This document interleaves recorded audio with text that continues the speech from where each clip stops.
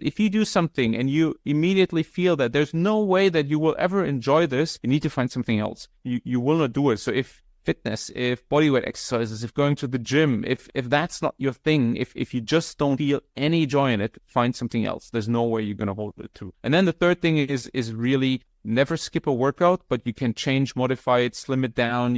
As I mentioned before, you can go for a longer walk around the block. Don't let perfect get in the way of getting something done. What's the best way for you guys to collect data? Do you have your own wearable that's part of the app, or do you partner with a certain wearable, or do people have to manually enter data? No, it's definitely the latter. So we allow, if users use their Apple Watch, Google Fit, Garmin, Fitbit, these, the most popular wearables, we're going to pull your data if you allow us to. Other than that, yes, you have the possibility to manually enter it.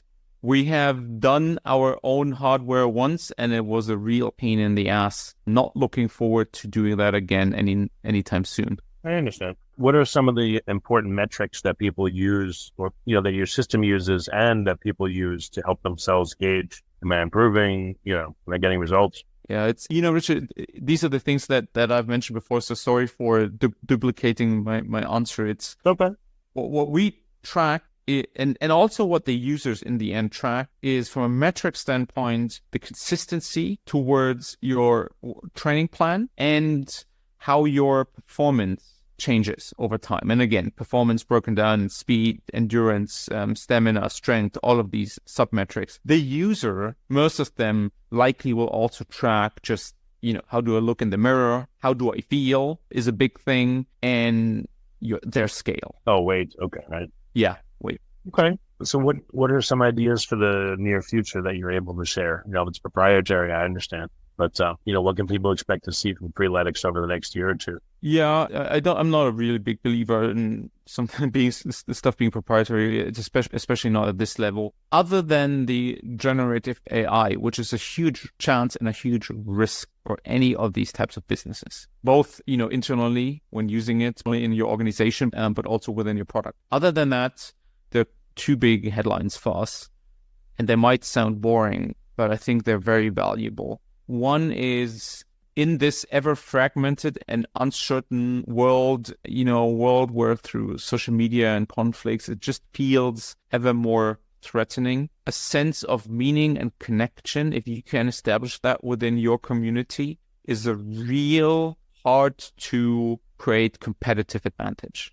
And we have been focused on community from the very first moment onwards, and this is a big point for us. And the second thing is partnerships. It sounds so boring, but the amount of value and attention you need to generate nowadays to break through the clutter is so much bigger than 5 years ago. And a big recipe for success are partnerships. Where do you see, again, Freeletics going? Growing the community more? Is it, you feel like with the numbers you have, which is a lot, it's a ton of people, does it have a lot more room to grow? Or is the athletic community maybe kind of that size? Like, where do you see yourself going in the market? So fortunately, we're still growing. But for me, one of the big goals in regards to that is the combination with other companies that allow us to efficiently serve much bigger parts of the fitness ecosystem. Think about the combination of digital and offline. So, gym and outdoors. Think about personalized nutrition or supplementation as a combination. Think about healthcare and aging for a target group that is anyway focused and motivated around the topic of their health.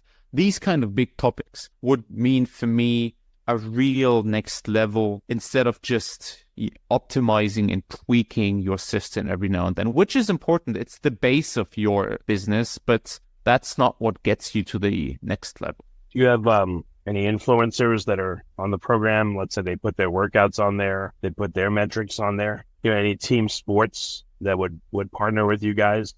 Amazing. I guess it would be amazing like if the Olympics did. That'd be really cool if they reported data, during an Olympics competition into the Freeletics app, and people could watch and see the metrics and all that. That'd be really cool. So we have a couple of pro apps that on the platform, part just fans, part influencers, from soccer to MMA. And Other than that, our strategy currently is focused on nano and micro influencers. So those people, those still what you would call real people with following somewhere between 1,000 and 100,000, or very passionate, very authentic. These are the ones that we partner with, also with a larger amount of those in order to drive Freeletics awareness.